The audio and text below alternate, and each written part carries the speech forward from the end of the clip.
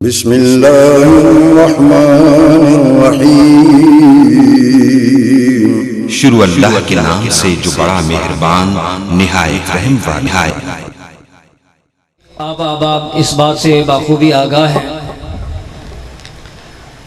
ہمارے محترم بھائی عبدالوارث گل صاحب حافظ اللہ تعالی، جن کے اسلام لانے کی وجہ سے اور ان کی کوشش کاوش کی وجہ سے الحمدللہ 3000 سے زائد گھرانے عیسائیت کو چھوڑ کر اسلام قبول کر چکے ہیں الحمدللہ۔ تمام بھائی خطاب کو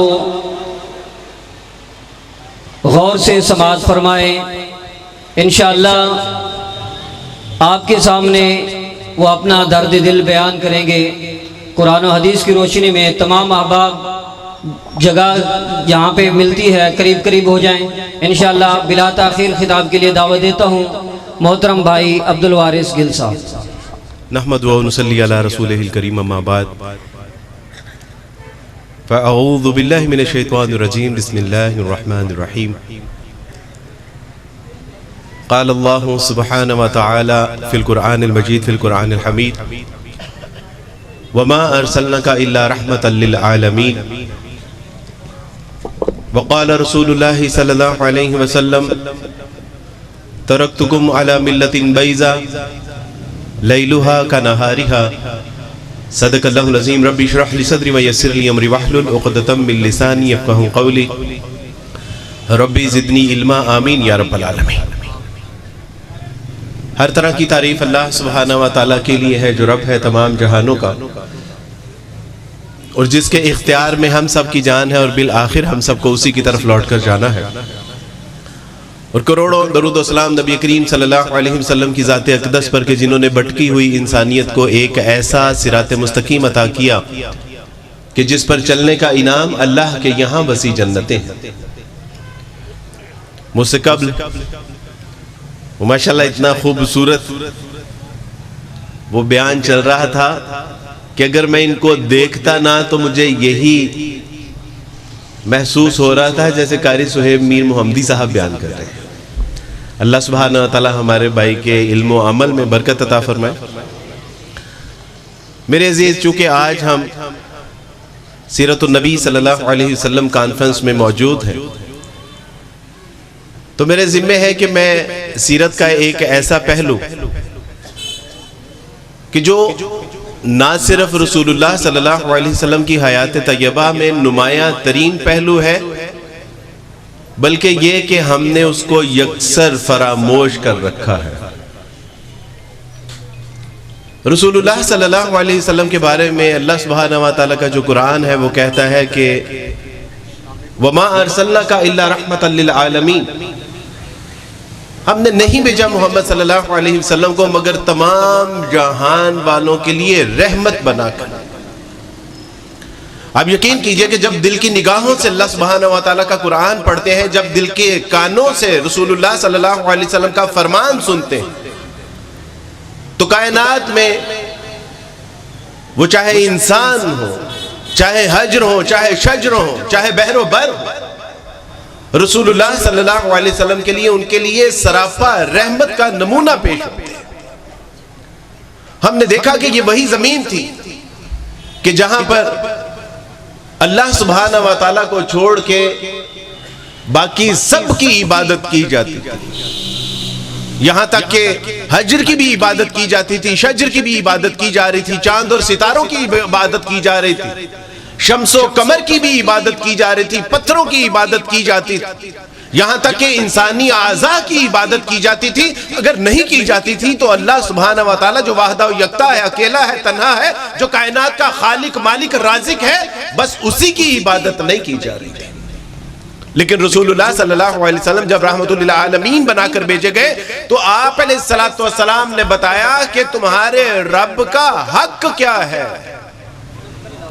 تم جو حجر اور شجر کی عبادت کر رہے ہو، شمس و قمر کی عبادت کر رہے ہو، در حقیقت تمہاری تمام عبادات کا، تمہاری پرستشوں کا، تمہاری پوجا پاٹ اس کا سب سے زیادہ جو مستحق ہے وہ تمہارا رب، وہ ماں باپ، کہ جن کو کسی خاطر میں نہیں لایا جاتا تھا. اور عرب میں ایک ایسا زمانہ بھی گزرا ہے کہ باپ کے مرتے ماں کو سرے بازار فروخت کر دیا جاتا تھا زمانہ جاہلیت میں. لیکن جب قرآن آتا ہے تو وہ بتاتا ہے فَلَا تَقُلْ لَهُمَا اُفٍّ. رسول اللہ صلی اللہ علیہ وسلم کے اوپر جو قرآن مجید نازل ہوا اس نے بتایا خبردار کہ اپنے والدین کے آگے تم نے لفظ اف بھی کہا. اور لفظ اف میں محض جملہ یا کلمہ زبان نہیں ہے بلکہ ماتھے کی پیشانی بھی اس میں شامل ہے اور دل کی کڑن بھی اس میں شامل ہے کہ خبردار. اپنے والدین کے آگے کوئی جملہ اف بھی کہا، کوئی تنگی تکلیف کا اظہار بھی کیا، کوئی کراہت کا مظاہرہ بھی کیا، خبردار. وہ عورت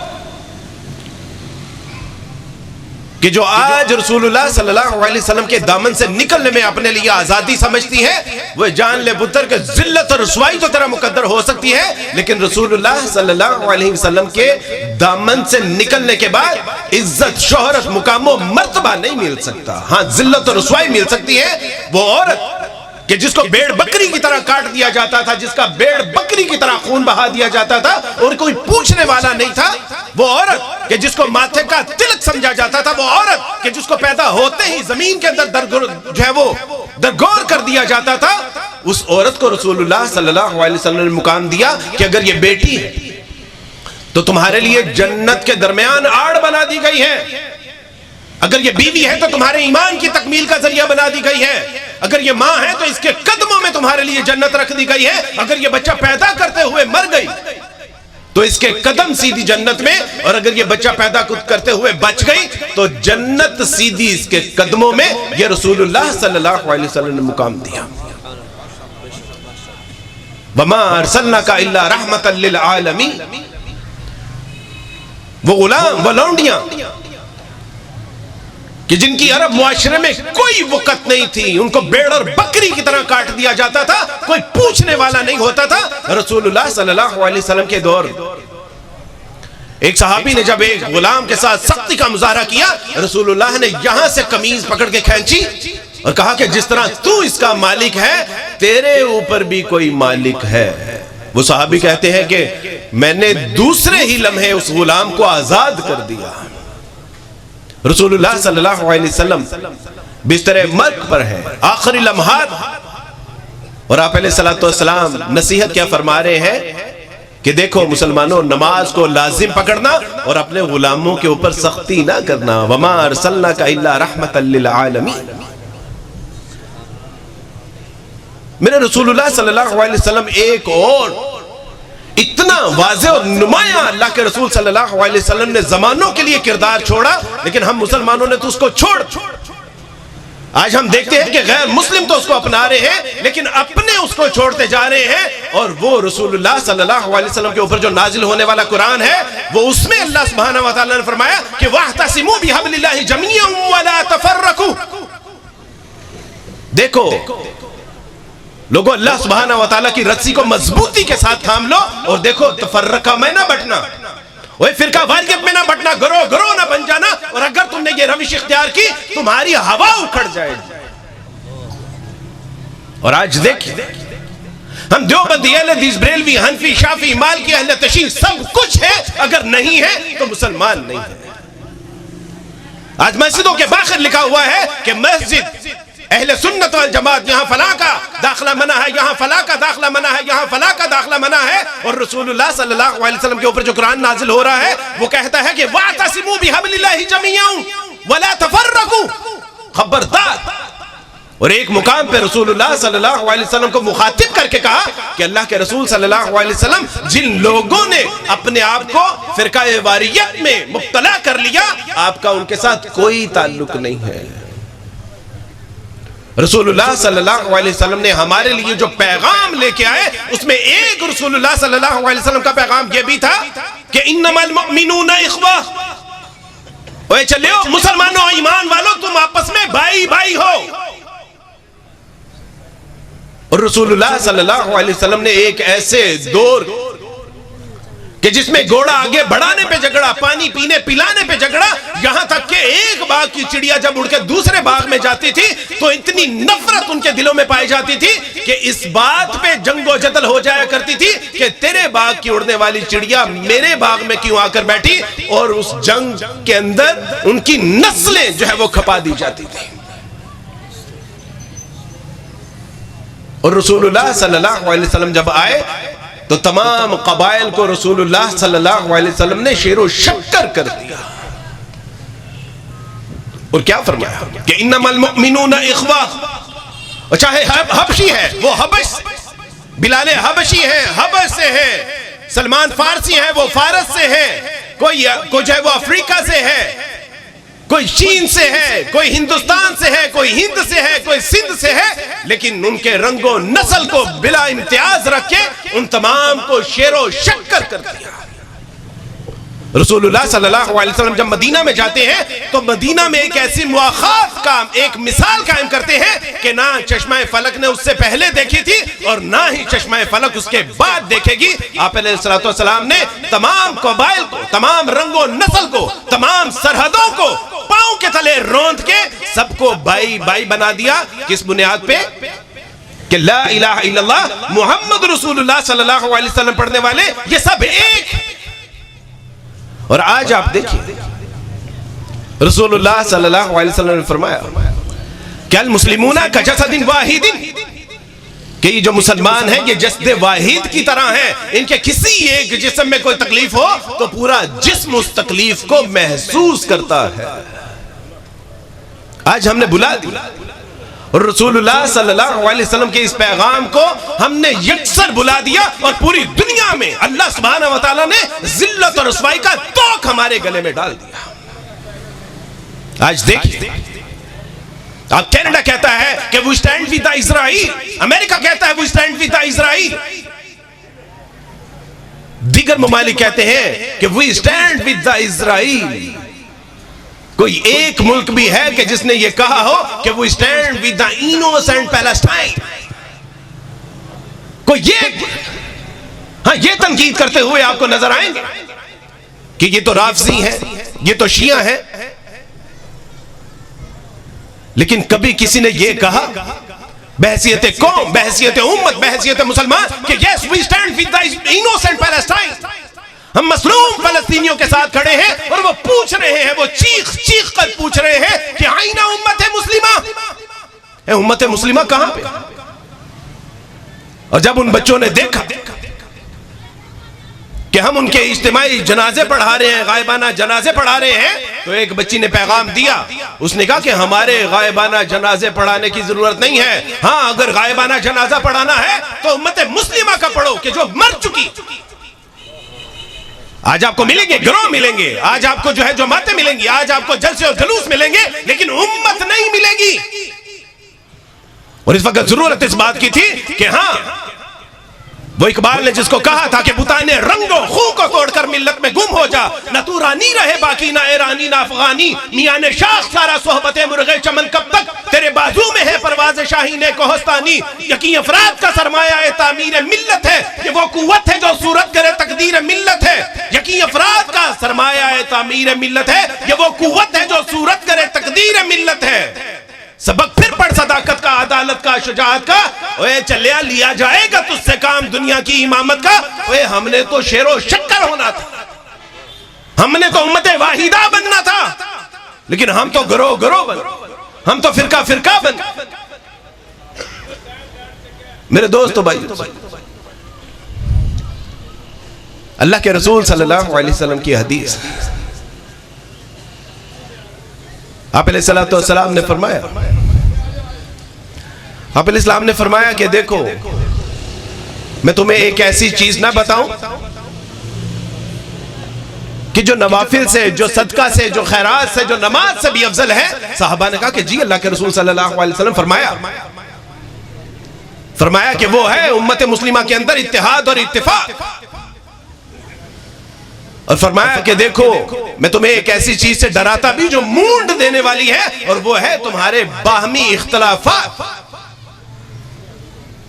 اور اور فرمایا کہ جو مونڈ دینے والی ہے یہ سر کے بالوں کو نہیں بلکہ تمہارے دین کو مونڈ کے رکھ دے گی.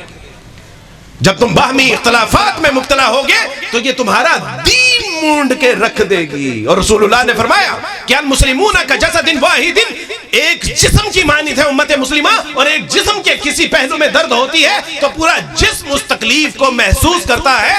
آپ مجھے بتائیے کہ جب آنکھ میں درد ہوتی ہے یا کسی پاؤں کی انگلی میں درد ہوتی ہے تو آنکھ اس کا درد محسوس کرتے ہوئے آنسو بہاتی ہے، اس کا اظہار کرتی ہے. دل تڑپ جاتا ہے، پاؤں ڈاکٹر کی طرف چلنا شروع کر دیتے ہیں، ہاتھ دوا کو پکڑتے ہیں، زبان نگلنا شروع کر دیتی ہے، اور ہمارا ڈائجسٹر سسٹم جو ہے وہ اس کو ڈائجسٹ کرنے میں مدد کرتا ہے. کیوں؟ اس لیے فرمایا کہ امت مسلمہ ایک جسم کی مانند ہے.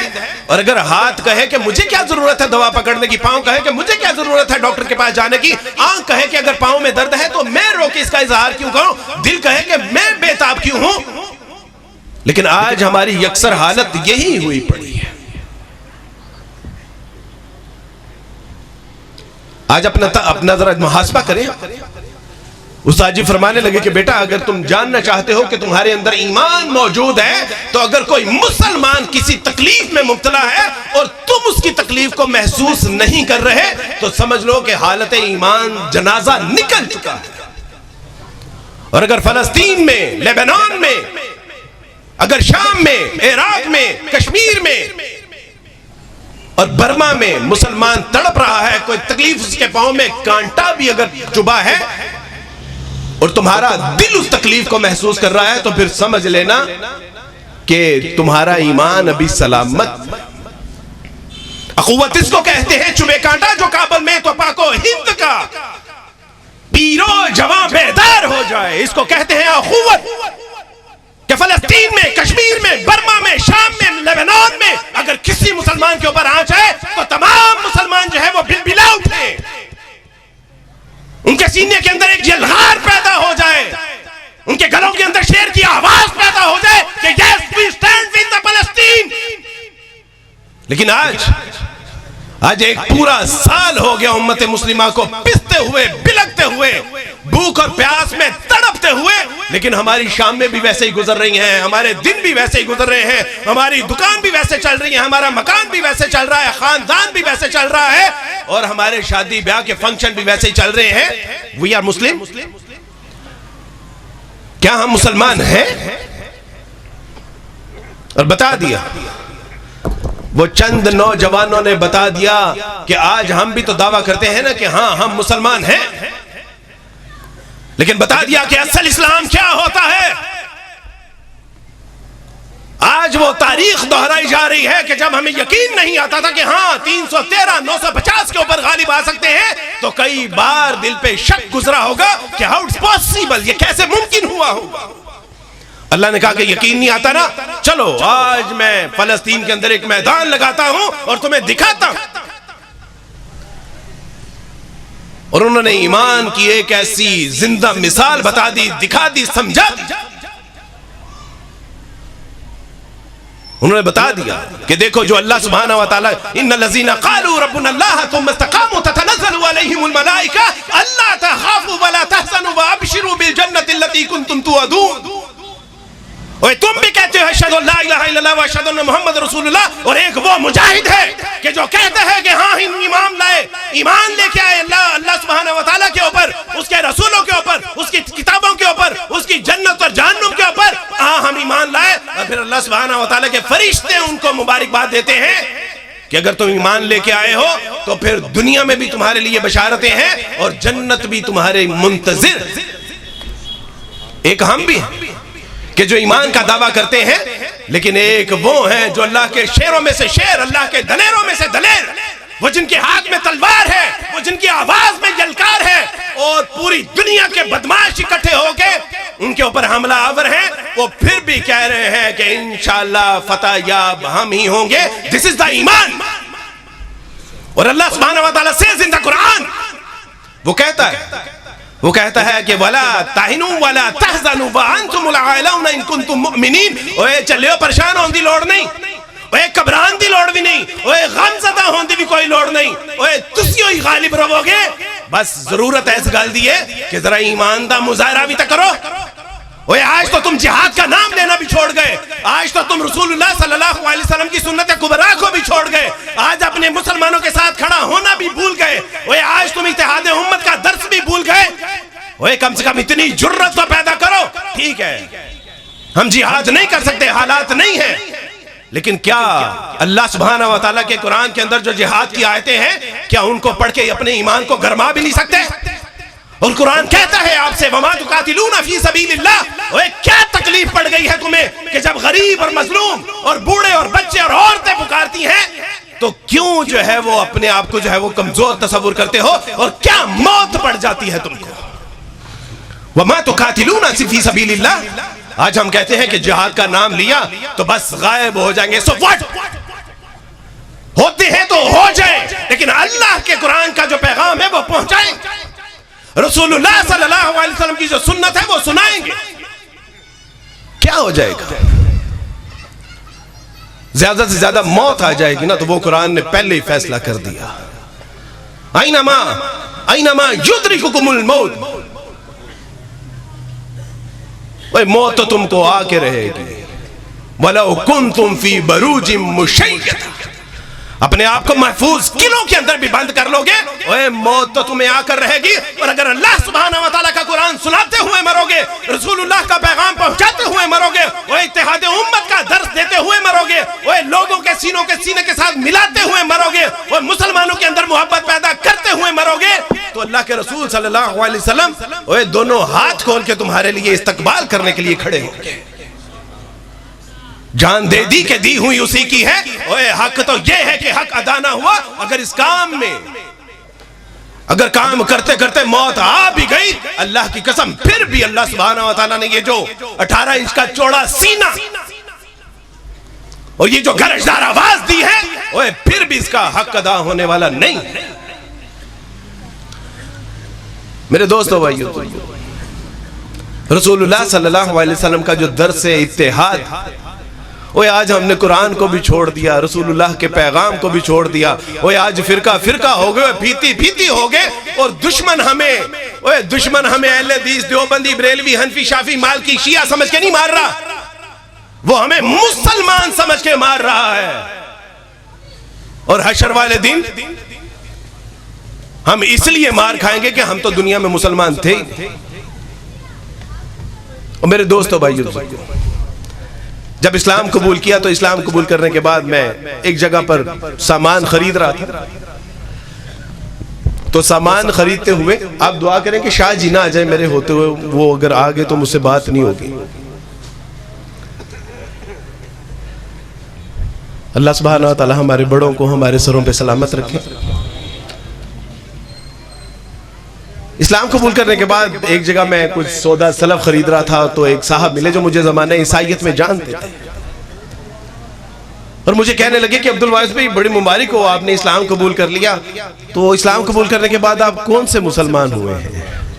آپ دیوبندی بریلوی حنفی شافی مالکی کون سا مسلک اور کس امام کی آپ نے تقلید کرنی شروع کی ہے؟ کہ یار امام تو ایک ہی ہے، اور وہ امام الکائنات، اور وہ رسول اللہ صلی اللہ علیہ وسلم جو امام اعظم. وہ آپ کے ہوتے ہوئے، آپ کی تعلیمات کے ہوتے ہوئے بھی کسی امام کی ضرورت ہے؟ تو کہنے لگے نہیں پھر بھی کسی نہ کسی امام کی تو میں نے کہا نہیں،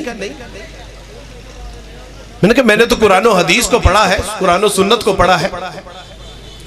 تو وہ جاتے ہوئے کہنے لگے کہ عبدالوارث بھی آپ نے اسلام تو قبول کر لیا، لیکن ابھی آپ صحیح مسلمان نہیں ہوئے. ابھی میرے بھائی نے کہا کہ 3000 لوگوں کے اسلام قبول کرنے کا ذریعہ بنا. یہ تو بیٹا پرانی بات ہے، ابھی تو اللہ تبارک و تعالیٰ نے کوئی 6,500-7 ہزار لوگوں کے اسلام قبول کرنے کا ذریعہ بنا چکا ہے، اور یہ اللہ کا فضل ہے، اپنا تو کوئی کمال ہی نہیں ہے اس میں. اور تب جب انہوں نے مجھ سے کہا کہ عبدالوارث بھائی آپ کون سے مسلمان بنے، تو اس وقت کوئی 350-400 لوگ مسلمان ہوئے تھے میرے ہاتھ میں. تو میں بڑا پریشان ہوا کہ میں ابھی صحیح مسلمان ہی نہیں ہوا. تو میں نے گھر جا کے ذرا غور و فکر کیا اور اقبال رحمۃ اللہ علیہ سے پوچھا کہ اقبال یہ کہتے ہیں کہ میں ابھی صحیح مسلمان ہی نہیں ہوا. تو اقبال نے کہا کہ فرقہ بندی ہے کہیں اور کہیں ذاتے، وہ منفعت ایک ہے اس قوم کی، نقصان بھی ایک ہی، سب کا نبی، دین بھی، ایمان بھی ایک، حرم پاک بھی، اللہ بھی، قرآن بھی ہے۔ کچھ بڑی بات ہی ہوتے جو مسلمان بھی ایک، فرقہ بندی ہے کہیں اور کہیں ذاتیں ہیں، کیا زمانے میں پنپنے کی یہی باتیں ہیں؟ اوہ بازو تیرا توحید کی قوت سے کبھی ہے، اوہ اسلام تیرا دیس ہے، تو مصطفی ہے، اوہ چلیا اتنا کافی نہیں ہے۔ میں نے کہا کہ اقبال اس کا حل بھی تو بتانا، تو اقبال رحمت اللہ علیہ فرمانے لگے، اقبال کہنے لگے کہ بتانے رنگ و خوں کو توڑ کر ملت میں گم ہو جاؤ، نہ تو رانی رہے باقی نہ ایرانی نہ افغانی، میان شاخ سارا صحبت مرغ چمن کب تک، تیرے بازو میں ہے پرواز شاہین کوہستانی، یقین افراد کا سرمایہ تعمیر ملت ہے، یہ وہ قوت ہے جو صورت کرے تقدیر ملت ہے۔ سبق پھر پڑھ صداقت کا، عدالت کا، شجاعت کا، اوہ چلیا لیا جائے گا تجھ سے کام دنیا کی امامت کا۔ یہ حالات ہیں ہمارے، کیا یہ رسول اللہ صلی اللہ علیہ وسلم کی سیرت طیبہ کا نمایاں پہلو نہیں ہے؟ کیا رسول اللہ صلی اللہ علیہ وسلم کی سیرت طیبہ میں یہ درس اتحاد کو کیا ہم نے نظر انداز نہیں کر دیا؟ اوہ ہم سب سے زیادہ مستحق تھے، اوہ اہل حدیث اس بات کے سب سے زیادہ مستحق تھے کہ یہ لوگوں کو اپنے سینے کے ساتھ لگاتے، یہ لوگوں کو اپنے گلے کے ساتھ لگاتے، یہ درس اتحاد دیتے، کیونکہ سب سے بڑا ذریعہ اتحاد ملت کا قرآن و سنت، ہم اس کے حامل ہیں، آپ اس کے حامل ہیں، اور یہ بہترین اتحاد ملت، اتحاد امت، اتحاد بین المسلمین کا سب سے بڑا منبع مرجع ہے قرآن و حدیث، قرآن و سنت، اور یہ تو ہمارے پاس ہے۔ میں نے اپنے ابا سے کہا کہ ابا جان آپ اسلام قبول کر لیجئے، اور میرے ابا جان کہنے لگے کہ یار ہم جہاں پہ ہیں نا بس ٹھیک ہے پتر۔ تو میں نے کہا کہ نہیں ابا جان، اگر آپ مجھے اپنا بیٹا سمجھتے ہیں تو اب یہ بھی بات ذرا اپنے چشمہ تصور میں لے کے آئیے، جو رسول اللہ صلی اللہ علیہ وسلم اپنے خاندان کے لوگوں سے کہا تھا کہ میں ساری دنیا سے بھی، میں اگر حق چھپاتا تو آپ سے نہ چھپاتا۔ میں نے اپنے ابا سے کہا کہ ابا میں ساری دنیا سے بھی جھوٹ بولتا تو آپ سے جھوٹ نہ بولتا، کیونکہ تو آپ تو دنیا میں آنے کا ذریعہ ہے میرا۔ ابا جان واللہ میں قسم کھا کے بتانے کے لیے تیار ہوں کہ اللہ واحدہ و یکتا ہے، اکیلا ہے، تنہا ہے، محمد صلی اللہ علیہ وسلم آخری رسول ہے، اور کتاب اللہ دنیا اور آخرت کی کامیابی اور کامرانی کی واحد کتاب اور ذریعہ ہے، جو اللہ سبحانہ و تعالیٰ تک پہنچانے کا ایک واحد اور یکتا ذریعہ ہے۔ میرے ابا کہتے کہ پتر میں اگر مسلمان ہوں گا تو میں کون سا مسلمان ہوں گا؟ میں دیوبندی بنوں گا، بریلوی بنوں گا، حنفی بنوں گا، شافی بنوں گا، اوہ تم تو مجھے فرقہ واریت میں لا کے بلاتے ہو۔ میں نے کہا کہ نہیں ابا، میں نے کہا کہ بیٹا میں نے خود پڑھا ہے، تمہاری مسجدوں کے باہر لکھا ہوتا ہے کہ یہاں اہل حدیث کا داخلہ منع ہے، یہاں دیوبندی کا داخلہ منع ہے، یہاں بریلوی کا داخلہ منع ہے، یہ مسجد اہل حدیث ہے، یہ مسجد اہل سنت والجماعت کی ہے، یہاں مودودی رحم اللہ کے ماننے والوں کا داخلہ منع ہے۔ اوہ مجھے میرے کندھے پہ ہاتھ رکھ کے کہنے لگے اوہ پتر جا پہلے مسلمانوں مسلمان کر، اوہ سانو سائیاں نو بعد چو مسلمان کر لیں۔ اور اسی حالت میں وہ دنیا سے رخصت ہو گئے، اور میں آج بھی ڈرتا ہوں کہ جب حشر والے دن میرے باپ نے یہ سوال اٹھا لیا تو میرا گریبان ہوگا اور اس کا ہاتھ ہوگا، اور جب رات کو سب کے لیے ہاتھ اٹھا کے دعا کرتا ہوں تو امت مسلمہ کے تمام فوج شدگان کے لیے دعا کرتا ہوں، لیکن اپنے باپ کے لیے دعا نہیں کر سکتا۔ میری اماں کا واقعہ بھی سن لیجئے۔ اماں سے کہا کہ اماں اسلام کو، اماں کہتی کہ اسلام کی خوبی کیا ہے، عورت کے حوالے سے کوئی خوبی بتا۔ میں نے کہا کہ اماں اسلام وہ دین ہے کہ جو نہ صرف عورت کو عزت مقام و مرتبے سے سرفراز کرتا ہے، بلکہ اس کی عزت کے اوپر اگر کوئی آنچ آ جائے تو مسلمان کے اوپر جہاد فرض ہو جاتا ہے۔ اور میں نے وہ مدینہ کا واقعہ سنایا کہ جب ایک یہودی نے ایک مسلمان کا پردہ کھینچا تھا تو میری اماں نے اسلام قبول کر لیا، الحمدللہ۔ لیکن چند دن پہلے میری اماں نے میرا گریبان پکڑ کے کہا کہ میرے نال جھوٹ بولے ایسے تو؟ کہ اماں کیا بات کر رہی؟ کہتے نہیں، تو تے کہنا سے کہ ایک مسلمان عزت دے اتے اگر کوئی ہاتھ پاوے تو مسلمان دے اتے جہاد فرض ہو جاندہ ہے. اوے پتر ہوتے 18,000 عورتاں دی عزت لٹ کے انہاں ان تیغو تیز کر دیتا گیا. اوے انہاں دے اتے ٹنا منا بلڈنگاں دا ملبہ گرا دیتا گیا. اوے 13,000 بچے زمین بوس کر دیتے گئے نے. اوے 25,000 نوجوان اور بڑھیاں نو قتل کر دیتا گیا. اوے حالے بھی تیرے مسلمانہ دے اتے جہاد فرض نہیں ہویا. میں نے کہا کہ اماں اسلام جھوٹا نہیں ہے, ہم مسلمان جھوٹے. میں نے کہا اماں ہمارے اندر فرقہ واریت ہے, ہم رسول اللہ صلی اللہ علیہ وسلم کا لایا ہوا قرآن بھول گئے کہ انما المؤمنون اخوہ. ہم بھول گئے کہ رسول اللہ صلی اللہ علیہ وسلم نے پیغام دیا تھا کہ المسلمون کا جسد واحد. ہم بھول گئے کہ رسول اللہ صلی اللہ علیہ وسلم کا لایا ہوا قرآن پکار پکار کر کہتا ہے کہ وَاعْتَصِمُوا بِحَبْلِ اللَّهِ جَمِيعًا وَلَا تَفَرَّقُوا. ہم بھول گئے کہ قرآن کہتا ہے کہ فرقہ واریت میں بٹو گے تو تمہاری ہوا اکھڑ جائے گی. ہم بھول گئے کہ اللہ کے رسول صلی اللہ علیہ وسلم کو کہا گیا کہ جنہوں نے فرقہ واریت میں اپنے آپ کو مبتلا کر دیا آپ کا ان کے ساتھ کوئی تعلق نہیں ہے. میرے دوستو بھائیو, وہ اسلام میں ہاتھ جوڑنا جائز نہیں ہے, وگرنہ ہاتھ جوڑ میں تمہارے آگے درخواست کرتا. اتحاد امت, اتحاد ملت, ہم نے اپنے استادوں سے, اپنے علماء کرام سے, اپنے بڑوں سے, سروں کے تاج سے یہ سنا کہ اتحاد امت کا مطلب یہ نہیں ہے کہ سارے کے سارے رفع دین کرنا چھوڑ دیں یا سارے کے سارے رفع دین کرنا شروع کر دیں. یہ ممکن نہیں. سارے کے سارے پاؤں ملا کے آمین بالجہر کہنا شروع کر دیں یا چھوڑ دیں. اتحاد امت کا مطلب یہ ہے وہ اپنے بھائیوں کو سینے کے ساتھ تو لگاؤ, وہ اپنے بھائیوں کو گھر پہ کھانے پہ تو بلاؤ. وہ ان کی اصلاح ٹیکہ دکھا کے کی جاتی ہے کہ پھول پہنچا کے کی جاتی ہے. وہ بچے کو پاس بلانا ہو تو لالی پاپ دکھاتے ہیں یا اس کو انجیکشن یا سرنج دکھاتے ہیں.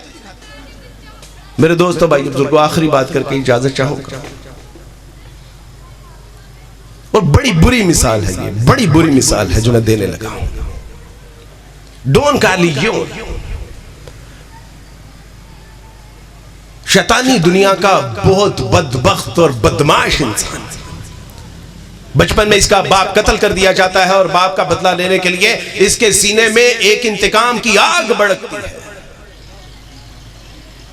اور یہ اپنے دوستوں کو اکٹھا کرتا ہے. اس کی ماں بیوہ ہونے کے بعد گھروں میں کام کاج کر کے اس کا پیٹ پالتی رہی. اس نے اپنے نوجوانوں کو اکٹھا کر کے ایک گینگ بنایا. اس جب بڑا ہوا تو گینگ, مختلف گینگ اکٹھے کر کے اس نے ایک بڑا گینگ بنایا اور اس بڑے گینگ کو اکٹھا کر کے انڈر ورلڈ کی دنیا کا جو ہے وہ اس نے بنیاد رکھی. جب انڈر ورلڈ کی دنیا کی اس نے بنیاد رکھی تو جب اس نے امریکہ میں کوئی کاروائی کرنی ہوتی تھی تو اس کو وہاں یہاں سے بندہ, ویٹیکن سٹی سے, اٹلی سے کوئی بندہ بھیجنے کی ضرورت نہیں پڑتی تھی, بلکہ وہاں پہ اس کے نیٹ ورک کے لوگ موجود ہوتے تھے. ہندوستان میں کوئی کاروائی کرنی ہوتی, فرانس میں کوئی کاروائی کرنی ہوتی, روس میں کوئی کاروائی کرنی ہوتی تو اس کے بندے وہاں پر موجود ہوتے تھے. اس کو بھیجنے کی ضرورت نہیں پڑتی تھی. اتنا سٹرونگ نیٹ ورک اس نے بنایا. اس نے اپنی لیبارٹریز تیار کی کہ جہاں پہ اسلحہ بنتا تھا. اس نے اپنی لیبارٹریز تیار کی جہاں 2 نمبر ڈاکومنٹس بنتے تھے. اس کے بدماشوں کا جب انتقال ہو جاتا, ہلاک ہو جاتے, تو ان کی بیواؤں کے اور ان کے بچوں کو پالنے کا پورا نظام سکول, کالج اور یونیورسٹیوں تک ان کو سپورٹ کرتا. اور جب پوری دنیا کے بڑے بڑے بدماشوں کو اکٹھا کر کے انڈر ورلڈ کی دنیا کی بنیاد رکھی تو دنیا نے اس کو گاڈ فادر کے نام سے جانا.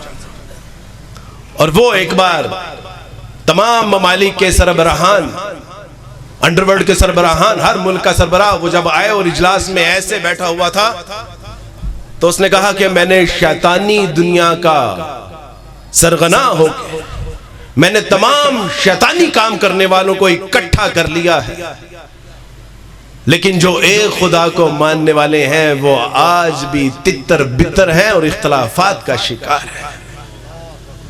میرے دوستو بھائیو بزرگوں, یہ ہمارے لیے ایک زناٹے دار چماٹ کہ ہم جو ایک اللہ کو ماننے والے ہیں, ایک رسول اللہ کو ماننے والے ہیں, کتاب اللہ کو ماننے والے ہیں, لیکن اس کے باوجود ہمارے دلوں سے ملتے نہیں ہیں, اس کے باوجود اختلافات کا شکار ہیں. اور علماء کرام سے ہم نے یہ سنا کہ جو فروعی مسائل ہیں وہ صرف 3% ہیں, 97% اور میرے دوستو بھائیو بزرگوں متفقہ مسائل ہیں. میں اگر کسی پیر صاحب کا بچہ ہوتا، کسی بڑے عالم کا بچہ ہوتا، میں کسی گد نشین سے تعلق رکھنے والا ہوتا تو آپ کہتے کہ اپنی دکانداری کر رہا ہے۔ اور میرے دوستوں، میں تو بھی عیسائیوں کے گھر سے نکل کے آیا ہوں، اسلام قبول کیا ہے، اسلام کی دعوت کا کام کر رہا ہوں، اور رسول اللہ صلی اللہ علیہ وسلم کے اس اتحاد ملت کے درس کو آج کے دور میں کہ جب 55,000 ہمارے مسلمانوں کو گاجر اور مولی کی طرح کاٹ دیا اور کفار اور مشرکین دندناتے پھر رہے ہیں اور ہماری کان کے اوپر جوں تک نہیں رینگ رہی۔ اور آج وقت ہے اتحاد ملت کا، اتحاد امت کا، اور جنہوں نے قرآن و سنت کو لے کے اتحاد ملت اور اتحاد امت کا جو ہے وہ مظاہرہ پیش کیا تھا، ان کے بارے میں قرآن اقبال نے ایک نقشہ کھینچا ہے۔ وہ کہتا ہے کہ بس رہے تھے یہی سلجوق بھی تورانی بھی، اہل چین میں، ایران میں ساسانی بھی، اس دنیا میں یہودی بھی تھے نصرانی بھی، پر تیرے نام پہ تلوار اٹھائی کس نے، بات جو بگڑی ہوئی تھی وہ بنائی کس نے، دیا جانے کبھی یورپ کے کلیساؤں میں، کبھی افریقہ کے تپتے ہوئے صحراؤں میں، شان آنکھوں میں نہ جچتی تھی جہاں داروں کی، کلمہ پڑھتے تھے ہم چھاؤں میں تلواروں کی، تجھ سے برہم ہوا کوئی تو بگڑ جاتے تھے، تے کیا چیز ہے ہم توپ سے بھی لڑ جاتے تھے، وہ نقشہ توحید کا ہر دل پہ بٹھایا ہم نے، زیر خنجر بھی یہ پیغام سنایا ہم نے، تو ہی کہہ دے کہ اکھاڑا در خیبر کس نے، چیر کے رکھ دیے کفار کے لشکر کس نے، اوے دشت و دشت ہے دریا بھی نہ چھوڑے ہم نے، اوے بحر ظلمات میں دوڑا دیے گھوڑے ہم نے۔ یہ تب کی بات ہے جب مسلمان اتحاد ملت کی لڑی میں پروئے ہوئے تھے، جب وہ یکجان تھے، جب وہ متحد تھے، جب رسول اللہ صلی اللہ علیہ وسلم کی حدیث کے مصداق المسلمون کجسد واحد کی مثال پیش کرتے تھے۔ اقبال کہتے ہیں کہ تب کا مسلمان یہ مسلمان ہوا کرتا تھا۔ وَلَا تَحِنُوا وَلَا تَحْزَنُوا وَعَنْتُمُ الْعَالَوْنَ إِن كُنْتُم مُؤْمِنِينَ۔ اور میرے دوستو بھائی بزرگوں، گھبرانے کی لوڑ نہیں ہے، اور پریشان ہونے کی لوڑ نہیں ہے، اور تم ہی غالب رہو گے۔ بس ضرورت اس بات کی ہے کہ ہم اچھے سچے پک اور نرم دل کے مسلمان بن جائیں، اور اتحاد ملت، اتحاد امت اور درس، وہ اتحاد ملت کا درس دینے والے اور سننے والے بن جائیں۔ اقبال نے کہا تھا کہ نکل کے صحرا سے وہ جس نے روما کی سلطنت کو پلٹ دیا تھا، سنا ہے میں نے یہ قدسیوں سے وہ شعر پھر ہوشیار ہوگا۔ وآخر دعوانا ان الحمدللہ رب العالمین۔